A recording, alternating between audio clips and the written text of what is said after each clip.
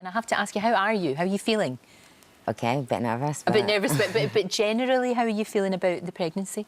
It's kind of scary because it's not something I wanted to go through, but I'm happy that I am going to have a biological kid at the end of it. Right, OK, because the problem being that you wanted your eggs to be frozen. Yeah, I wanted my eggs to be frozen so then I could use a surrogate, like in a few years' time when I'm ready to have kids. Because, not everybody wants kids when they're young. Sure. And you want to make sure you're able to support the kid. Of course, you're only 20 years old. You're Exactly. very young.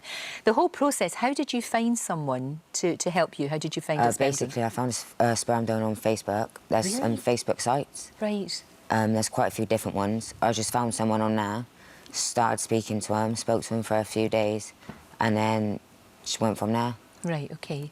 So they provided the sperm so that you could then inject that? And yeah, then, they came to my house and then basically come into a pot, basically, and then gave it to me. So then I could do it myself because I didn't want to do anything with anyone, so... Oh, no, I understand that completely. Of course, I completely understand that. But that's... Do you know anything about this person? No. You don't? Don't even know their real name. Really? Gosh, so you're not concerned... All I do know is that they did say that they've got no, like, medical history in their family. OK. They made sure that I knew that was clear first. Because that's very important. Yeah. Of course it is. But this person is not going to be part of your life? No. And not going to be part of your baby's life? Nope. No. OK. When you, obviously you're supposed to be a boy. That's the thing. That's what you are supposed to be. You're supposed to be a boy. But it must be very difficult for you when you went through puberty, I would imagine. That would have been very hard. Yeah, it was like... I didn't really realise that I was trans until I was, like, 17. Right. But I knew something was wrong, and I was a tomboy most of my life growing up. Yeah. You know, you will one day be the man that you're supposed to be. I mean, but obviously you've had to stop your treatment. Yeah, well, it's taken, like, obviously a year out of it, so just so... So you were on the road?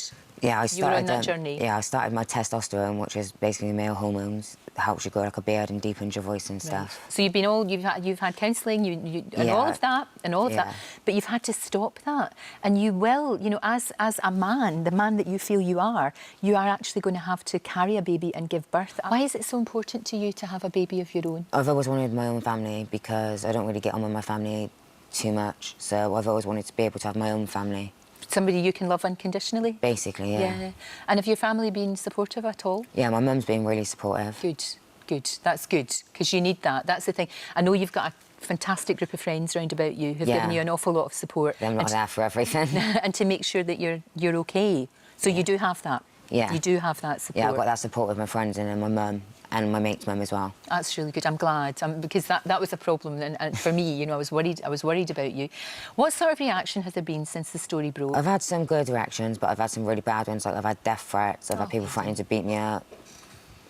But a lot of people don't really understand the situation, and I understand that.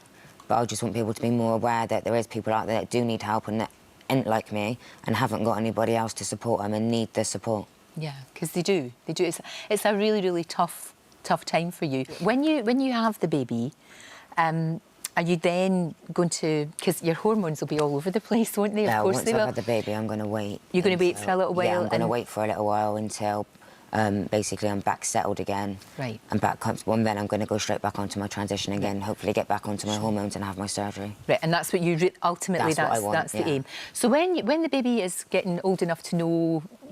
Just, to be aware, how are you going to sit down with him or her when the baby grows up, I'll sit it down and I'll explain it to it and talk to it, so then it knows. Yeah. I'm not going to hide it from my kid. I want my kid to know, and I'm just hoping that my kid will be open-minded like me and he'll accept it. Sure. At 20 years old, I mean, I know you're a very intelligent young man and you know your mind, but in an ideal world, it's too early, really, isn't it? Do you feel ready? Do you feel ready to be a parent? No, I feel like it is too early, but this was my only chance. So, and all I know is that all I can do is try my best and do everything I can to support my kid and do the things that's best for my kid, and that's what I'm going to do. But ideally, it would have been later on. Yeah, ideally, I would have liked to have waited till later on and had kids further down the line when I was older and, like, in a settled relationship. We've got a statement from the NHS. This is what they've got to say. They've said, Hayden's local NHS trust, they've said they do not routinely fund the freezing of eggs for non-cancer patients. We do have an appeals process in place where an individual or their clinician can request a review of the original decision based on exceptional circumstances. Would you say that your circumstances were exceptional? Yeah, I applied for it twice. Right. And I was told by, I think it was my doctor, that in most counties they do it. Right.